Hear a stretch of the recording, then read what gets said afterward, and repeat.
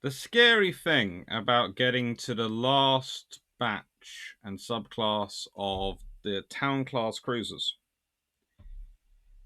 is that it means we're getting very, very close to the end of the January to November year of technology. So please indulge me before I dive into class of, just having a bit of a chat.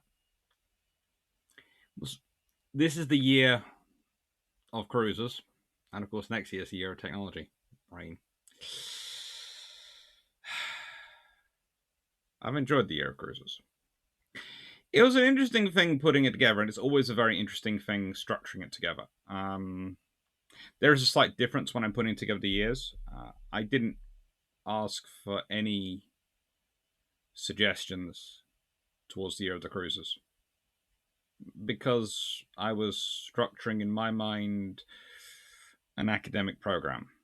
And that's how I approached it. And I was working out and making sure every topic flowed into each one, and each one made sense as a group. And especially when you're mixing up different periods and different types and different classes in a month, you have to try and make sure they fit together so they build on each other rather than clash.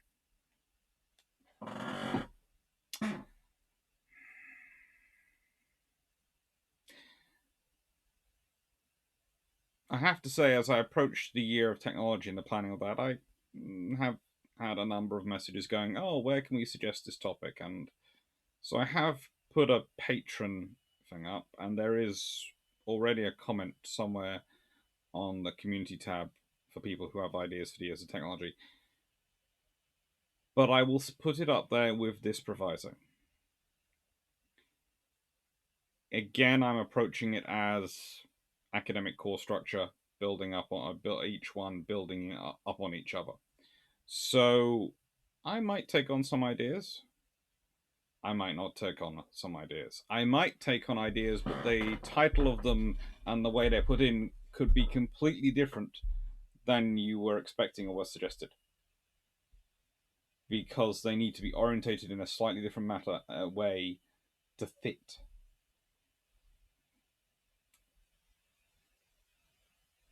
I look forward to seeing the suggestions. Currently, I have, well, there's nearly 50 Tuesdays between January, the 1st of January, and the 30th of November next year. Nearly 50, not quite, but nearly 50. And I have about 30 planned in my mind. 30 in my mind planned. Some of them written out, some ideas. And before people point out again, there were some suggestions for filling in 4 gaps.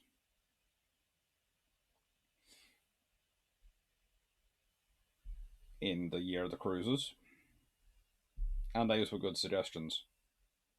But again, there was no patron vote over it. It was literally, those are suggestions which I like because I can fit them in. So it'll be the same again this year. And I might well add in some science fiction tech as well, because it's nice to add in some science fiction tech. It's nice to give you a bit of a variety and a bit of a this is what you can think about. But that being said, let's get on with the town class. This is where they began. The town class. How they began. A 4-shaft, 4-screw, Parsons turbines, 12 boilers, mostly Yarrow type, 22,000 to 25,000 shaft horsepower, 25 to 25.5 knots top speed, coal powered. Some would be later be oil. Armed with mainly 4-inch guns, some 6-inch guns, but mainly 4-inch guns.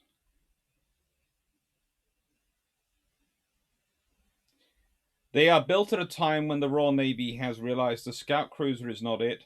They are not sure what the light cruiser is going to be, and honestly, originally they're classified as second-class cruisers.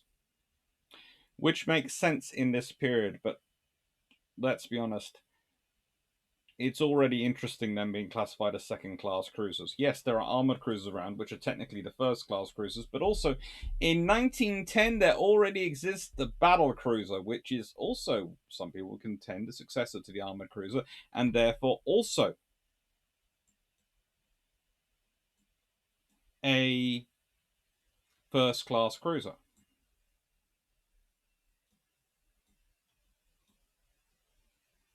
Not sure what happened there.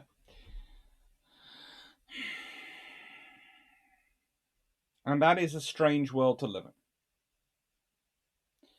Because technically, therefore, a second class cruiser is usually roughly half to 2/3 the displacement of a first class cruiser. We look at them roughly. It's like a third class cruiser is usually a fifth to a quarter. Which is why it makes so much such an interesting argument. People go, well, Hood was, the large cruiser of age. He was a battle cruiser, and therefore that's what a first rank cruiser was. And you go, well, if that's the case, then if I'm expecting a second class cruiser to be half to 2/3 of her displacement, then I'm expecting my second cruiser to be roughly between 21 and 25,000 tons, and I'm expecting a third class cruiser to be somewhere in the region of, well, let's be honest, 8 to 10,000 tons.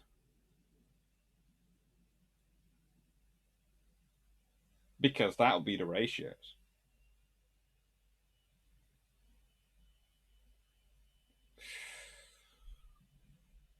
Battle cruisers start out as being definitely the successors to armor cruisers, but they grow quickly into a different form of capital ship, which isn't a wrong thing to call them because they're not battleships, but they are capital assets. They are the size, they are bigger than most of the battleships. They are definitely more important if you're looking at a global navy, thinking about fighting on a global war scale. And this affects your cruisers, your smaller vessels. Scout cruisers no longer are enough. And even these, the town class light cruisers, change with every subclass. They are built from 1910 to 1915. I know Adelaide doesn't go into service until 1918, and please note, I will do cover Adelaide at the end. She is special. She's special to me. But this has an effect on the class, even in these short years between 1910 and 1915. There are changes. You can see this from the way I've had to group the armament, the armor, what I've had to group it into. And even whilst they're mostly 12 Yarrow boilers, 4 parcel steam turbine sets driving 4 shafts, some of them have 2 shafts. Some of them are listed in some books as having 3 turbines driving 4 shafts. Which isn't impossible, but is very complicated, and is then disputed in other books. So it gets kind of interesting, and I could probably go and do with visiting Greenwich and visiting the various archives associated with construction just to check out, especially as the ships within the same class have different arrangements. So that's helpful, and theoretically built by the same yard. Which isn't impossible, but is unusual. But is not impossible. This is the Royal Navy.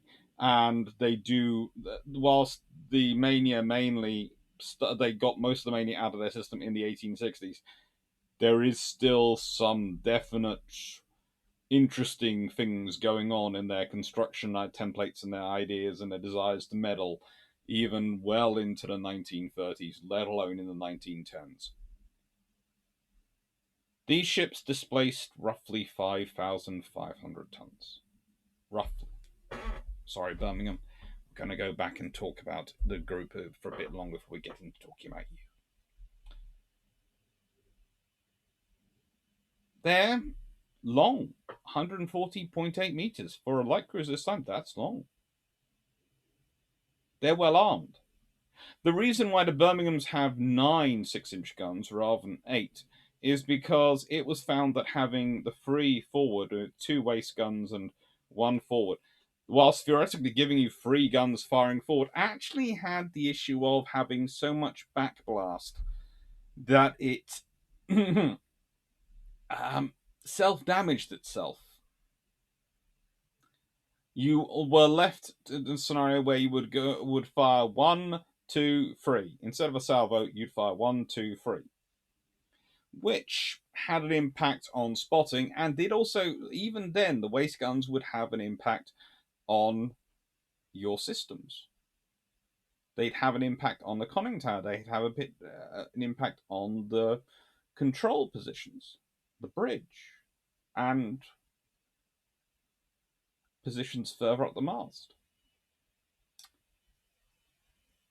So they went with 2 6-inch guns forward. 2 forward to replace the 1 forward. And that sort of formation will go into Adelaide as well, because Adelaide is pretty much a Birmingham subclass. Pretty much. But she's modified with war experience because she's not finished on 1918. And the Australians are nothing if not adept at adapting things. In contrast, the Birkenhead class, they start off as being ordered by the Greeks. They are really, to an extent, based more on the Chathams than the Birminghams. They have 5.5-inch guns, which are interesting. But they get taken up by the Royal Navy in the Royal Navy's traditional way, because whilst they were ordered by the Greeks in response to Turkish naval expansion, the Royal Navy decided they needed them.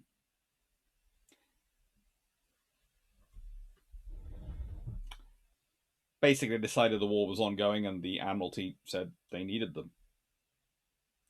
The 5.5-inch gun was also considered useful because it was so good it was selected as secondary armament for HMS Hood and HMS Furious and HMS Hermes.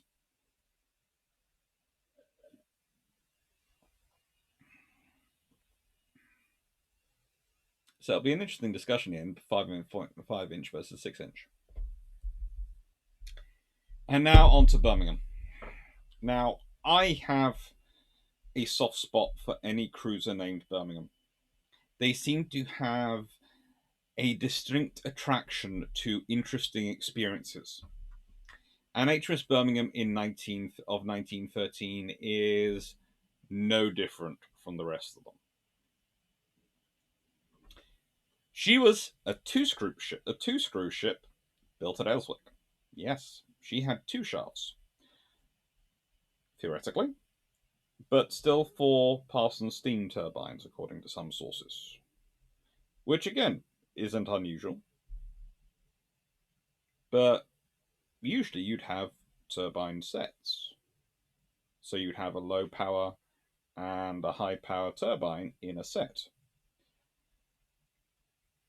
But there is one book, which is I'm not going to name because I have a lot of issues with it. I'd rather you not go and buy copies of it because I have issues with it. But I will mention this just in case you've read it, which does suggest that they have 4 individual turbines. Yeah.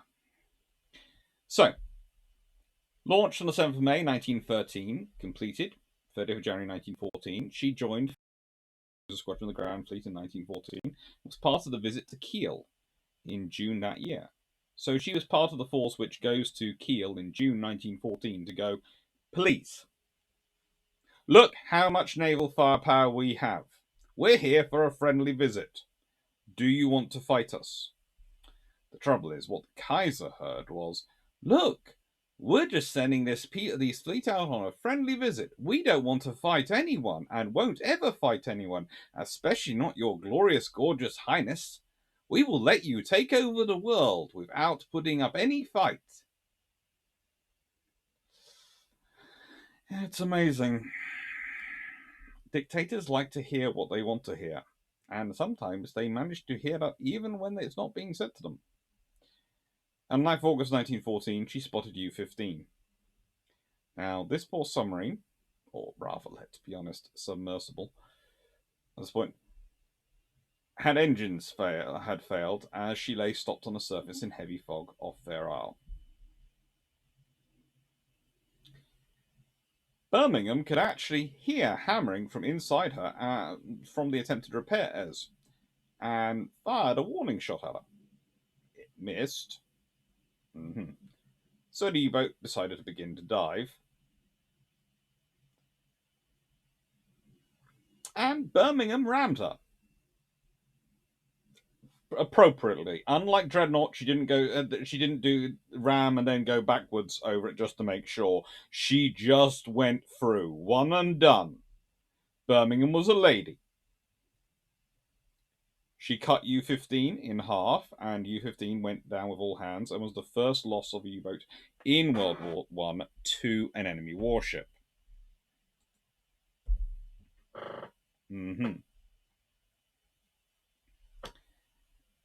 Birmingham also sank 2 German merchant ships in 1914 and took part in the Battle of Heligoland and the Battle of Dogger Bank. In February 1915, she joined 2nd Light Cruiser Squadron and attacked another U-boat on the 18th of June 1915, but this time didn't have success. She was very disappointed. She took part in the Battle of Jutland as part of 2nd Light Cruiser Squadron and sustained damage caused by splintering during the night battle. Yes, she got involved in the night fight. She was doing well. After World War I, she became flagship of the 6th Light Cruiser Squadron until 1920, when she was transferred to the Nore. And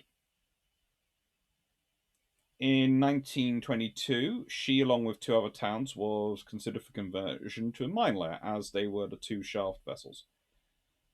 But it wasn't pursued, and she was recommissioned in November 1923, sent to the Africa Station, and relieved Lowestoft.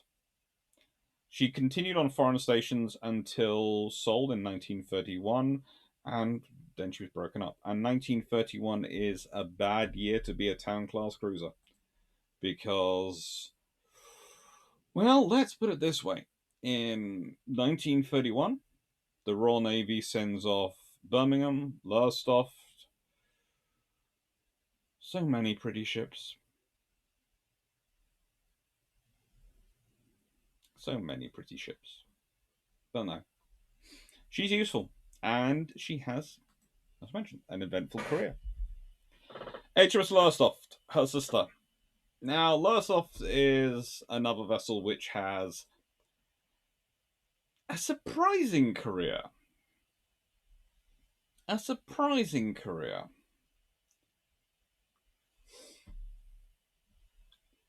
Lowestoft was assigned to the 1st Light Cruiser Squadron, like her sister, of the Grand Fleet, and she actually sank some merchant ships as well.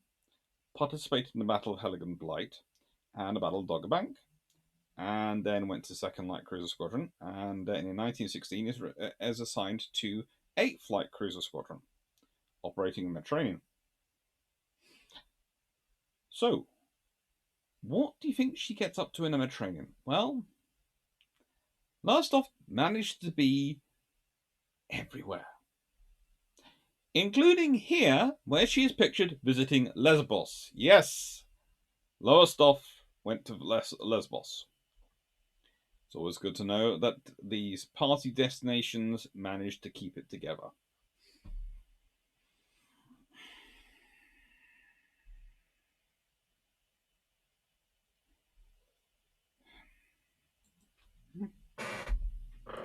Then we have Nottingham. Now, Nottingham is the 3rd, technically, of the Birmingham class. Technically, Adelaide is the 4th, but she's sort of special on her own. Now, She has 4 shafts. And she is built by Pembroke Dockyard. Now, as I mentioned, she's actually sunk by U-52 on 19th August 1916. Might not have mentioned that in the version of the opening, which this won't have. So, as I have mentioned, therefore, she was sunk by U-52 in 19th August 1916. But that means there aren't many pictures around of her. In fact, even fewer that are of good enough quality I can put on screen and use.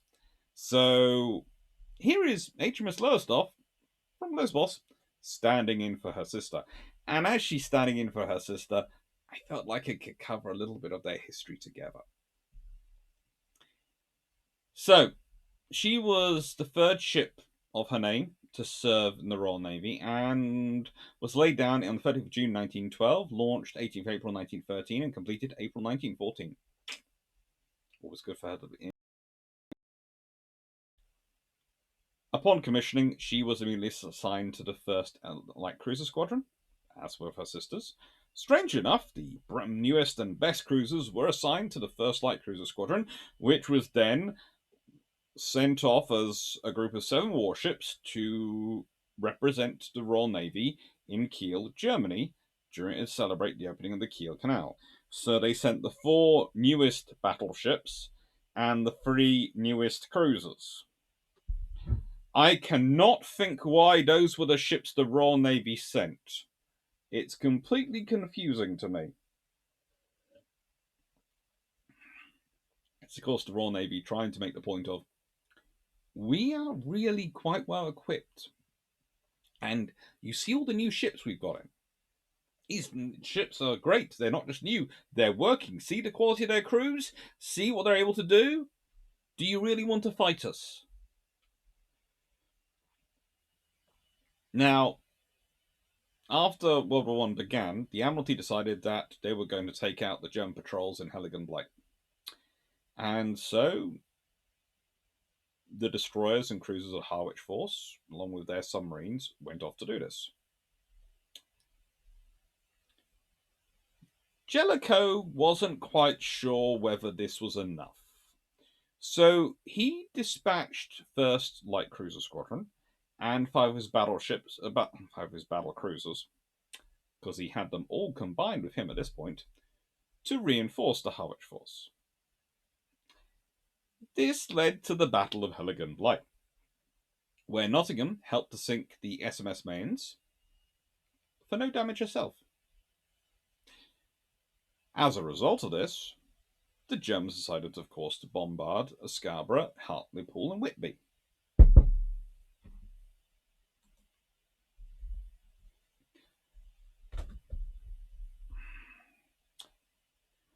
And 1st Light Cruiser Squadron were dispatched escorting BT's battle cruisers in response.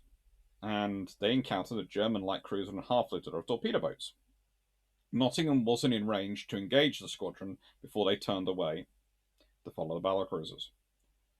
And then during the Battle of Dogger Bank, she helped sink the Blucher. And then escort the Lion home. Shortly after that battle, Nottingham's sisters were transferred to 2nd Light Cruiser Squadron on the 18th of March.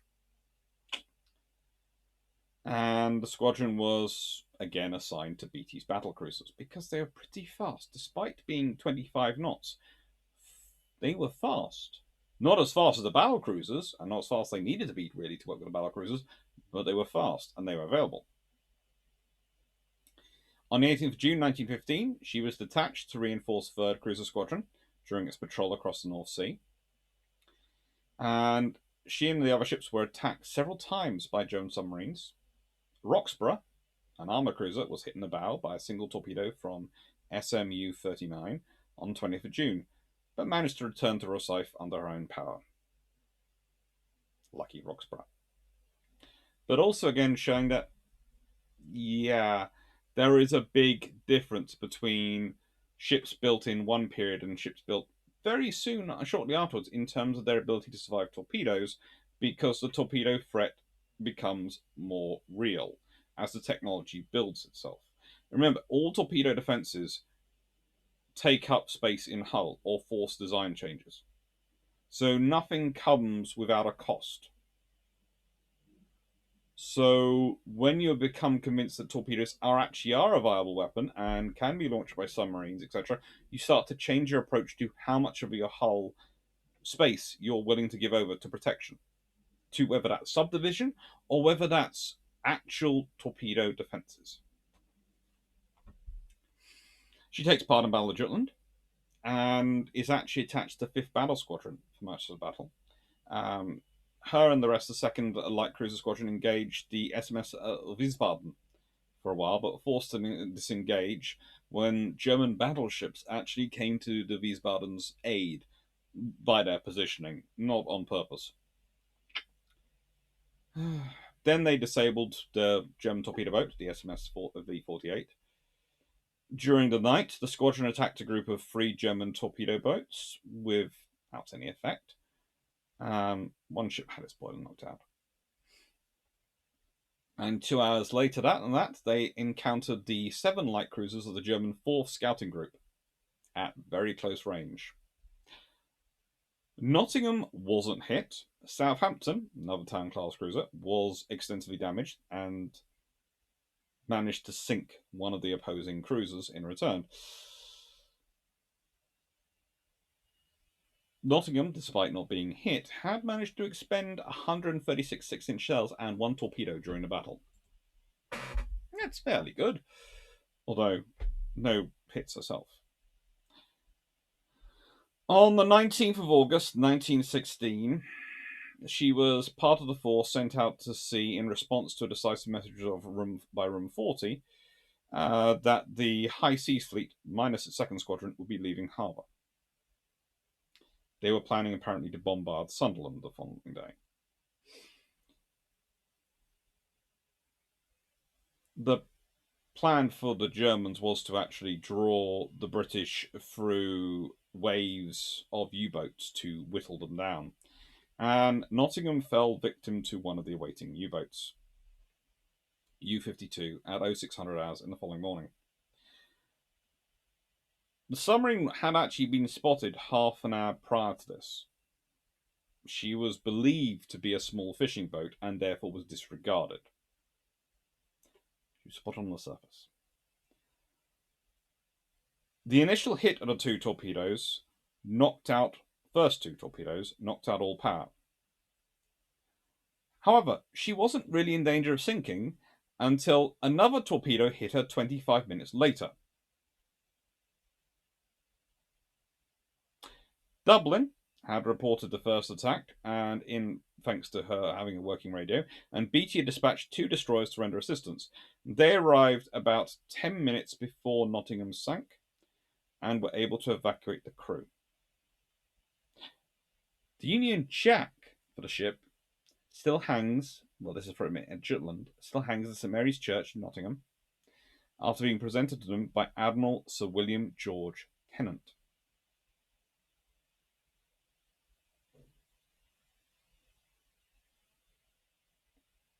An interesting career. HMAS Birkenhead. Now, Birkenhead starts off under a name that I cannot really pronounce, but she was meant to be known as Antinia Vachos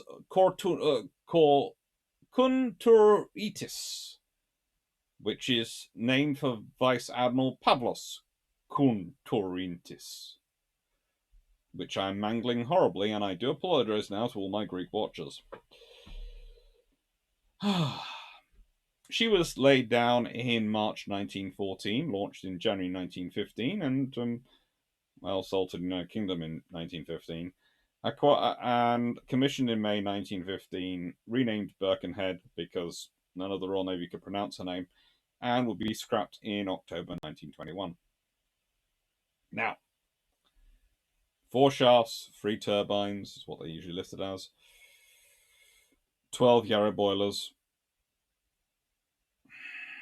Now, the Greeks had specified they'd use new 5.5-inch guns.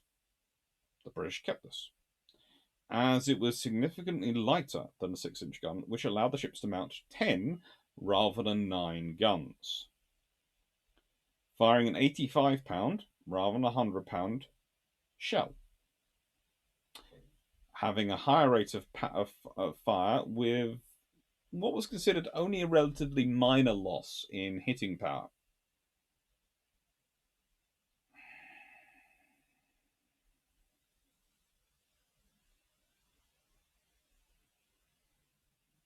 The boilers used both fuel oil and coal, carrying roughly 1,000 tons of coal and 350 tons of oil. Now, the Greeks had actually continued to pay for these ships, despite war beginning. It's an Admiralty compulsory purchase. Birkenhead and Chester were both assigned to 3rd Light Cruiser Squadron on their completion. In September 1915, the Caribbean, an accommodation ship, got into difficulties in heavy weather off Cape Wrath, went on passage to Scapa Flow, and Birkenhead was sent from Scapa to assist, with several other tugs and yachts, rescuing all but 15 of Caribbean's crew before the ship sank the next morning. She then continued her work-up and training before formally joining the 3rd Cruiser Squadron in November 1915. She took part in the Battle of Jutland and would serve the Royal Navy with some distinction, but mainly they found the 5.5-inch guns incredibly interesting. And these guns, as I mentioned, go on to arm Hood and other ships. HMS Chester, and this is a cool picture of it. Let's be honest, that's a cool picture. Chester laid down 7th of October 1914, launched 8th December 1915, and its service in May 1916. Had originally been ordered as a name which just keeps reminding me of Katniss, but it's not Katniss. Her original name was Alambros Castonis. Now, the original name is after a fairly interesting gentleman who was a Greek privateer, we'll call him, and ultimately used to sail around under the Russian flag with the rank of colonel. But we'll leave that to one side. Anyway, she's renamed Jester. She ended service in May 1916 officially, when she's commissioned, and then takes part in Battle of Jutland. She fights as part of 3rd Battle Cruiser Squadron and took quite a lot of hits. She's hit by 17 150mm shells, that's 6-inch shells, basically, and lost 29 men killed and 49 wounded. Amongst the gun crew fatalities was a 16-year-old Jack Cornwall, who received a Victoria Cross for his dedication to duty, though mortally injured. Now, this is his Victoria Cross citation. The King has been graciously pleased to approve the grant of the Victoria Cross to boy, 1st class, John Travers Cornwall, ONJ 42563, died 2nd of June 1916, for the conspicuous act of bravery specified below. Mortally wounded early in the action, boy 1st class Jack Travers Cornwall remained on standing alone at a most exposed post, quietly awaiting orders until the end of action, with the gun's crew dead and wounded all around him. His age was under 16.5 years.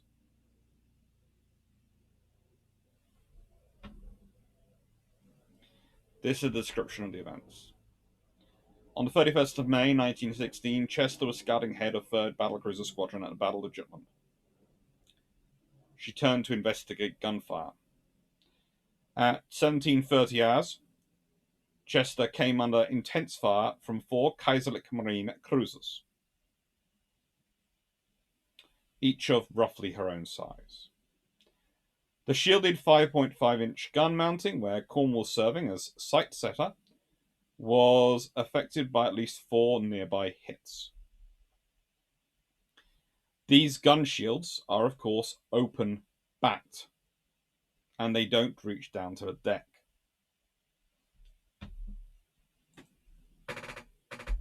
This meant that splinters were able to pass under them or into the open back when the shells exploded nearby or behind. Now, I've discussed the difference between shields and turrets before when talking about the Traver class destroyers, and why the Royal Navy went for shields rather than turrets. The fact is, under the weight limitations, you could only put. It was felt that it would be such a thin turret wall; it would just be encasing people in death.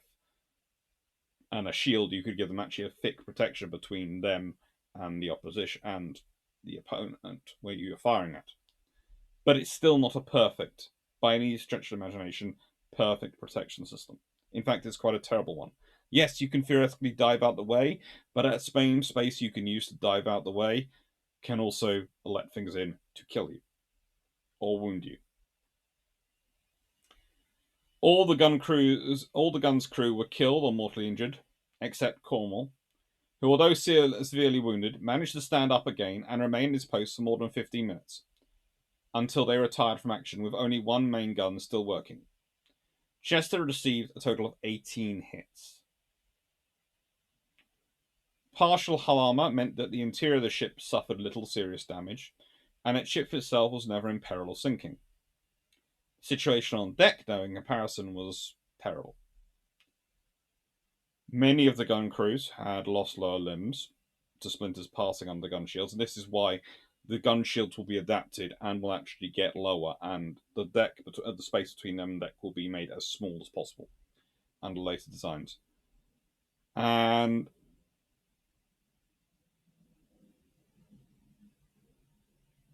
well, to give you an idea of the ship's morale, other ships passing Chester reported cheers from the limbless wounded gun crew laid out on deck and smoking cigarettes. Although those same crew died hours later from blood loss and shock, and you're kept going by adrenaline. That's what kept them going.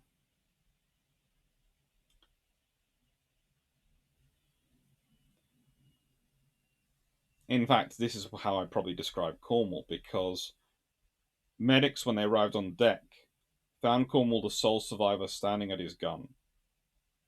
Shards of steel penetrating his chest, looking at the gun sights, and waiting for orders.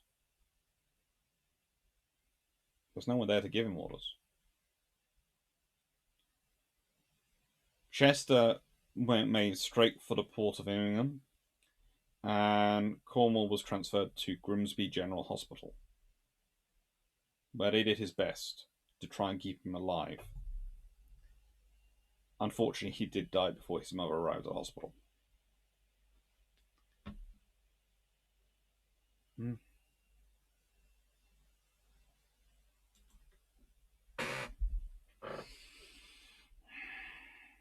The gun he was standing at, by the way, I'll be talking about in a bit, and is still there at the Imperial War Museum. So, HMAS Adelaide. HMAS Adelaide. Another special ship. Another special ship. Now, she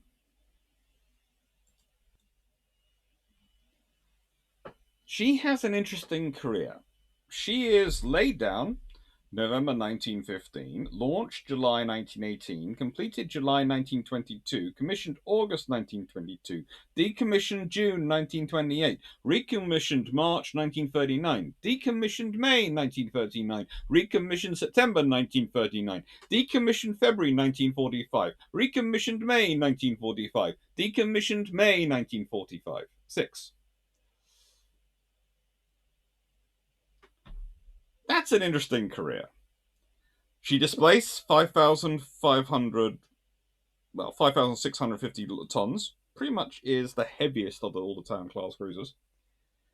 She is armed with, in her original configuration, armed with 9 6-inch guns, 1 3-inch 76mm gun, 1 12-pounder gun, 4 3-pounder saluting guns, 10.303 machine guns, 2 21-inch torpedo tubes, and 2 depth charge chutes. She has the belt, deck, and gun shields and conning tower of her sisters of the Birmingham class. And really, she is an enhanced Birmingham class. But she does look good at being it. Now, her career. Well, which period shall I pick? Between 1922 and 1939, after brief sea trials and working up in Jervis Bay, Adelaide spent the period from commissioning until February 1924 operating on standard duties. But that's what described, basically patrol and presence duties throughout Australia. In April 1944, following a brief refit to make sure she was working all perfect, she joined the Royal Navy's Special Service Squadron as part of the flag showing cruise outside Australian waters. During this visit, at this time, she'd visit New Zealand, Fiji, Hawaii, the western coast of Canada and the United States, the Panama Canal, becoming the first round ship to travel through, the Caribbean, eastern Canada, before reaching Portsmouth in September. She then left for home, January 1925, sailing via the Mediterranean, Ceylon, Singapore, and Thursday Island, reaching Sydney on the 7th of April. So she did a complete trip around the world. In October 1927, Adelaide was called to the Solomon Islands in response to the killing of a district officer, a cadet, and 15 native police in Melita. She sent some officers and sailors ashore to assist the local law enforcement. They weren't really that helpful because it was found they weren't really needed. The whole point was they'd sent personnel there, and they found out that when they got there, that actually, whilst there had been a native group who had been upset with the British and had risen up against them, the native policemen who had supported the British were far more numerous than that group and very annoyed at the loss of their officer, who they considered quite good and who had sorts of things which, let's put it this way, there were some practices which, whilst no one wants to change their culture, people were happy to have no longer part of it. Honor killings, etc., which had caused some real problems in that area. Really, it's nothing which any normal government couldn't have put in, proper government couldn't have put in place. But in the scenario, that proper government that's putting in place is the colonial authorities.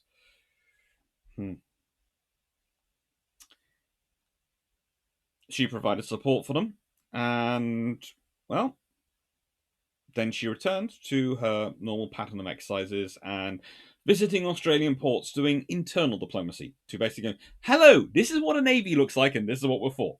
Please continue to support us by electing people to Parliament who actually support our existence.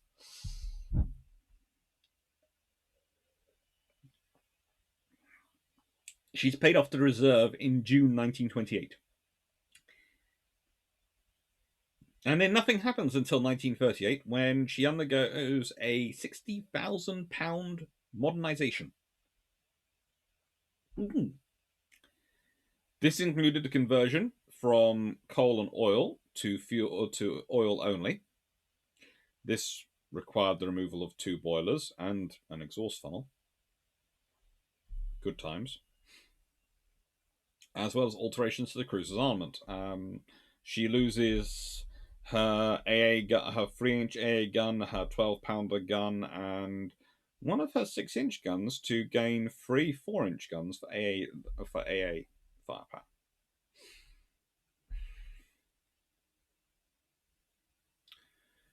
In March 1939, she's recommissioned to take part in exercises with Australian and New Zealand squadrons, and then paid off again in May so that the ship's company could be sent to England to commission the new light cruiser HMAS Perth. So they basically got a crew trained up and then sent them to the UK. and then recommissioned her again in September and had to train up another new crew.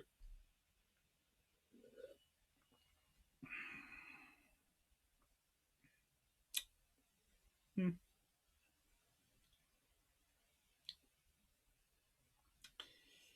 Her World War II service, well, it's interesting. In September 1940, she carries Henry Selous from New Hebrides to New Caledonia to, how do I put this, confirm Free French control over this colony.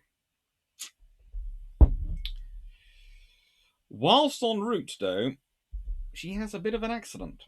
She collides with the merchant vessel SS Coptic. Both ships suffered minor damage. Although Shaw, Saville, and Albion Line decided to sue the Australian government in 1947 for £35,000 in damage, just terrible. One can only presume that they didn't sue in 1939 because, well, 1940, because there was a war on. But the moment the war's been well and truly over for a couple of years, and it's now 7 years after the events, we're going to sue.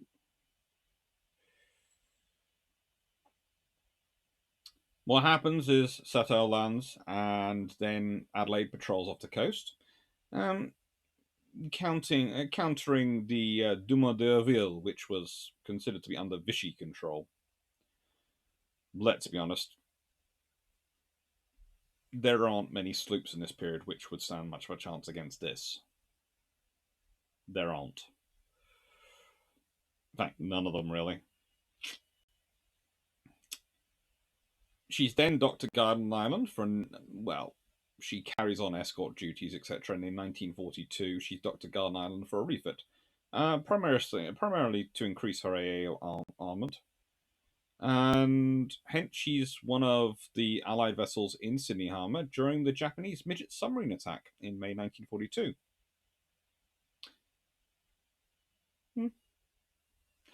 After the refit, she returns to Fremantle for convoy escort work in the Indian Ocean. In November 1942, along with HMAS Jacob van Herschick of the Dutch Navy and the corvettes Krasnok and Toowoomba, she escorted a convoy across the southern Indian Ocean. On the 28th of November, they spot an unidentified vessel, which claimed to be a Norwegian merchant vessel, the Tang. However, Adelaide and her crew recognized the ship as the Ramesses, a German blockade runner.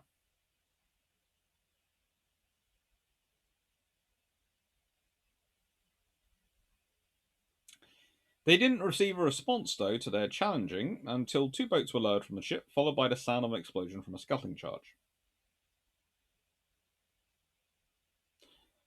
Adelaide decided to make sure the ship was sinking, so fired salvos, scoring hits from the third salvo onwards and shooting until Ramesses was well under water. Then recovered the Germans from their boats.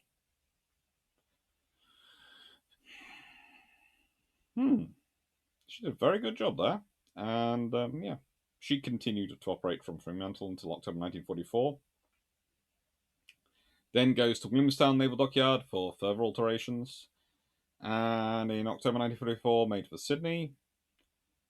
Decommissioned in 1945, but recommissioned to serve as a tender at Naval Base HMAS Penguin in May. She's a good ship, and she gave a very good career for the Australians. So, 5.5 inch gun versus 6 inch gun. We've already talked about the various metrics of them.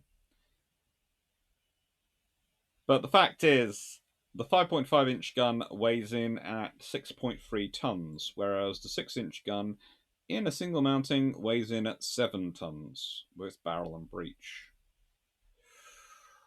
That's the difference.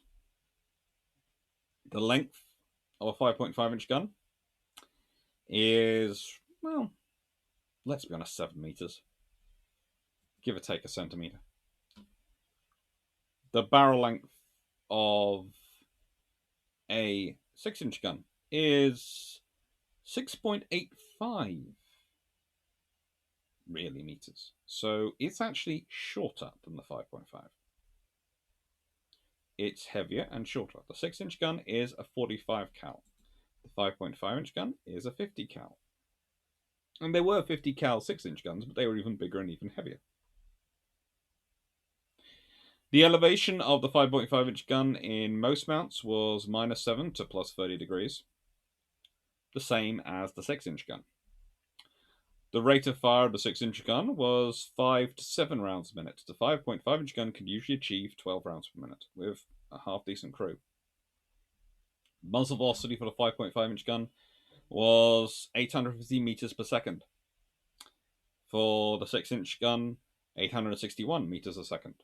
Maximum firing range for the 6-inch gun, and this was at the best elevation for it, was 19,666 meters.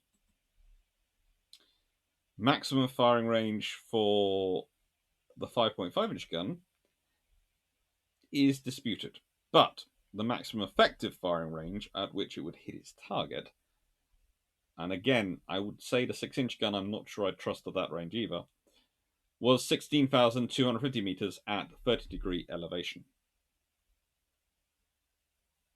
So, they're pretty similar if you're building a light cruiser.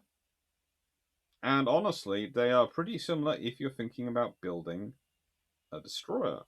A 5.5-inch gun would seem to offer many advantages.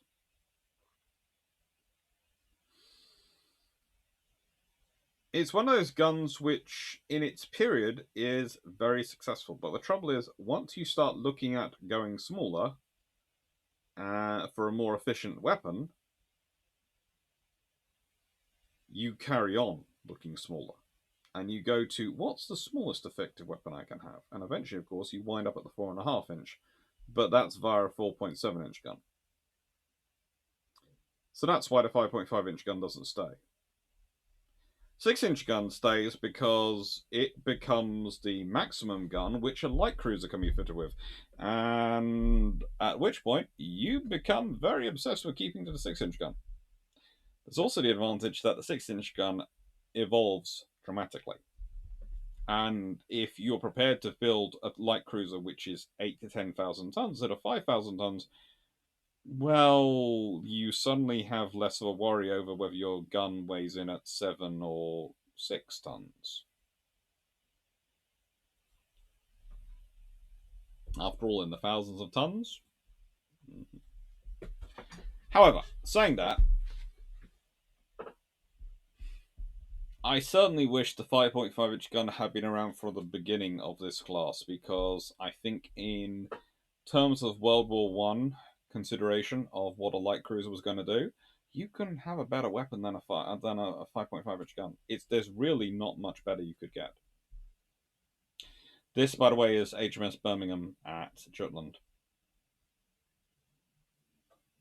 It's amazing the thing she got through all those things with barely any damage.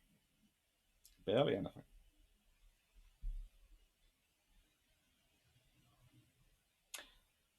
The town class cruisers are the right class at the right time. They are genesis of the light cruiser program, but in many ways they're more a continuation of the second class cruiser program. It's the period where you no longer are naming ships by ratings. And honestly, the fact that they aren't they aren't called second rate or second class cruisers, they are called light cruisers. It shows to me that the Royal Navy has put aside the rating system. Up until that point, there'd still been rating terminology hanging around. There'd still been that legacy of the Age of Sail. If we consider that the whole way through the 1890s, the whole way into the 1900s, you still got first class armor cruiser, second class armor cruiser, first class protected cruiser, second class protected cruiser, third class protected cruiser, unprotected cruiser, first class battleship, second class battleship. And let's be honest, class is just a name for rate.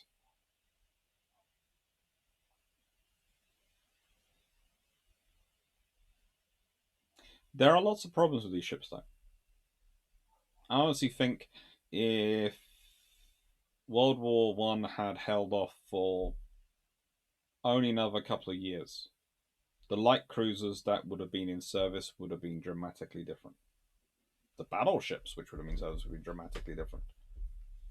You hold off World War One for another couple of years, you have all the Queen Elizabeths commissioned when World War One begins. You have probably all the R class in commission when World War One begins. You are probably working on the next two generations of battleships coming after them. That's a scary thought to think about. They are probably close to commissioning as well.